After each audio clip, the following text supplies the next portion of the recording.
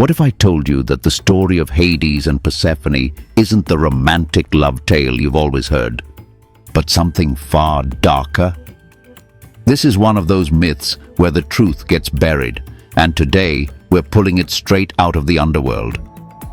If you're ready to uncover the dark side of Greek myths that history tried to hide, stay with me till the end. You won't see Hades and Persephone the same way again. So here's the thing. When most people hear Hades and Persephone, they think of a misunderstood love story. The brooding god of the underworld finding his queen. Movies, art, and even modern romance novels paint it like some epic Gothic fairy tale. But behind that, the original myth in Greek tradition is nothing like a rom-com. It's betrayal, loss, hunger, and a deal with death itself.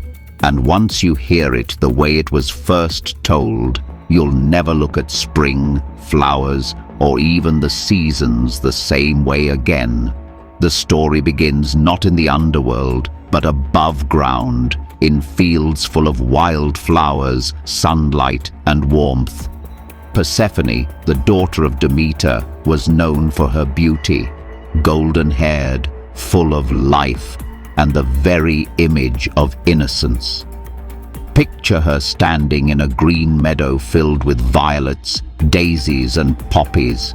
She's picking flowers with her friends, laughing, carefree, and untouched by the darker side of the god's world. And then the ground shakes. The earth literally splits open beneath her feet. Out of that gap rises a black chariot made of obsidian, pulled by immortal horses with red eyes. At the reins is Hades, god of the underworld, a figure that terrified both mortals and other gods alike because he ruled what everyone feared most, death. Without warning, he seizes Persephone, pulls her into his chariot, and the ground closes again as if nothing ever happened. That was it. No courtship, no proposal, no romantic picnic under the stars. This was an abduction. Some ancient sources don't even bother calling it marriage at first. They literally call it the rape of Persephone, because that's how shocking it was even to the storytellers of that time. Now here's where the myth gets even darker. Persephone's mother, Demeter, hears her daughter's screams but arrives too late. Imagine being a mother, racing to the voice of your child and hearing nothing but silence because the earth has swallowed her. Demeter searches endlessly. Day and night, torch in hand, she refuses to eat, rest, or return to her duties as the goddess of harvest. Her pain wasn't just personal, it became cosmic. The fields stopped producing, crops withered, the earth turned dry and barren. Humanity faced famine and, by extension, death. This wasn't just a mother grieving, this was nature itself breaking down.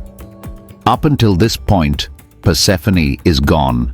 She's underground, pulled into Hades' domain. Imagine the underworld, black rivers flowing endlessly, souls wandering lost, shadows whispering everywhere. Persephone, bright goddess of flowers, suddenly found herself surrounded by eternal gloom. And here, Hades tries to convince her she belongs with him. Different versions tell this part differently. Some say Persephone resisted, crying and longing for her mother. Others say she slowly accepted her role as queen of the underworld.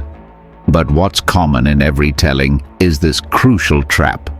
Hades offers Persephone food. And this wasn't just any food, it was a pomegranate. It may seem small, just seeds from a fruit. But in Greek belief, eating the food of the dead tied you to that realm forever. One bite, and your soul couldn't leave. Persephone eats a few seeds, sometimes 4, sometimes 6. And in that moment, everything changed. when Demeter finally tracks her daughter down with the help of Helios, the sun god who saw the abduction, she storms to Zeus. Zeus, king of the gods, had allowed the kidnapping quietly because, well, Hades was his brother. And like many Greek myths, the will of women wasn't really considered by the powerful male gods, but Demeter wasn't going to accept that. She threatened to let the earth die if Persephone wasn't returned. Humanity was starving, sacrifices to the gods had stopped, and the balance of the world was collapsing. So Zeus had no choice. He sends Hermes, the messenger god, down to the underworld to bring Persephone back. There's just one problem. Persephone had eaten that cursed fruit. She couldn't fully return. A compromise is struck. For part of the year, Persephone would return to her mother on Earth, and during those months, the world would flourish. Flowers would bloom, grains would grow, life would thrive. But for the rest of the year, she would return to Hades, descending back into his dark realm as its queen. And in those months, Demeter would grieve again, causing the earth to wither. That was how the ancient Greeks explained the seasons: spring and summer when Persephone is above ground, autumn and winter when she's trapped below.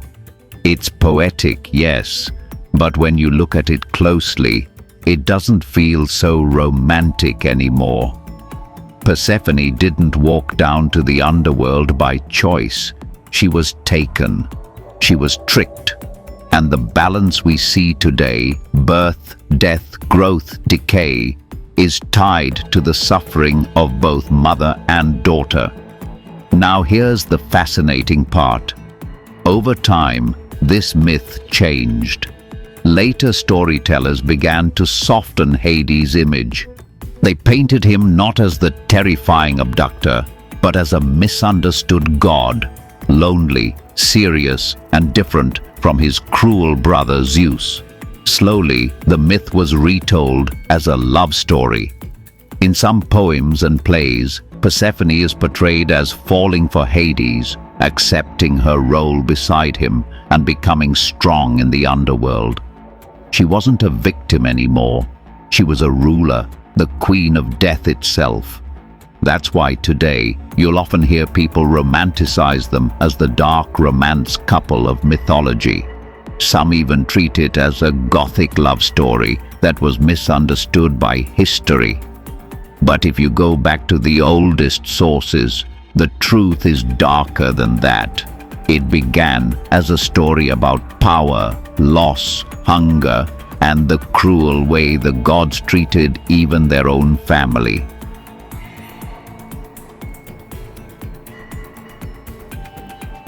So was it love, or was it captivity? Was Persephone tricked into her fate, or did she grow to embrace it as her own power? The beauty of mythology is that myths weren't static. They were told and retold across generations, each version reflecting the fears and hopes of the people who told them. What began as a story about death became over time a story about duality, light and dark, life and death, freedom and captivity.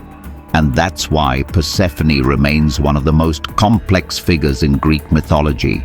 She is both victim and queen, both the goddess of spring and the goddess of the dead, both prisoner and ruler.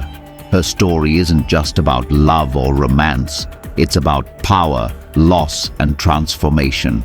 And maybe that's why even today, thousands of years later, we're still drawn to it. Because it's not just about the gods, it's about us, about how we endure loss, how we grow through darkness, and how every ending might just be the start of another season. So the next time you see the first flowers of spring, remember, behind their beauty, there's a story of abduction, grief, and a deal struck in the shadows of the underworld. Now, If you want to dive even deeper into the myths the Greeks didn't want you to know, watch the video that's popping up right here.